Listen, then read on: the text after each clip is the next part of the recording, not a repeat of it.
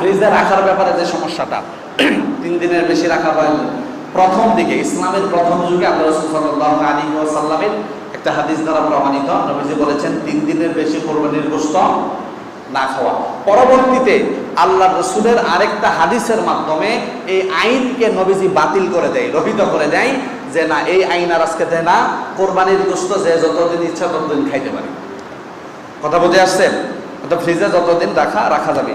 আর 3 ভাগের যে বিষয়টা আমরা যেটা গোড়াই ফেলি, 3 ভাগের যে বিষয়টা, এটা হচ্ছে মুস্তাহাব এবং উত্তম। যদি কেউ না করে সে যে গুনাহগার হবে বিষয়টা এমন না। 3 ভাগ করা মুস্তাহাব এবং উত্তম, অনেক সওয়াবের কাজ।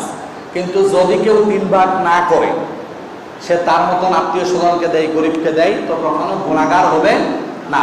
এবং কি আমরা তো কোরবানি দেই আল্লাহ তাআলাকে খুশি করার জন্য।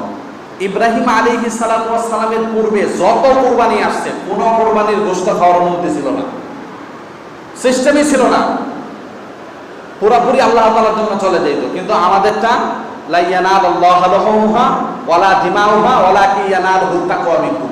আল্লাহ পাক গোশতও নেয় না, রক্তও নেয় না, চামড়াও নেয় না, কিচ্ছু নেয় না। গোশত খাওয়া আমাদের জন্য বৈধ করেছে আল্লাহ পাক, আমার দিলের অবস্থান তাকওয়া নেয়। তাহলে যারা তাকওয়া আল্লাহকে খুশি করার জন্য কোরবানি দেয়, তাহলে তাদের তো গোশতটা মুখ্য না, মুখ্য কেউ যদি চায় পুরা গোশত সে দান করে দিতে পারে, 3 বর্তন ছাড়াও পুরা গোশত সে দান করে দিতে পারে। আবার কেউ যদি চায় তার প্রয়োজনের সাপেক্ষে সে পুরা গোশত রেখে দেওয়ারও অনুমতি ইসলামে আছে।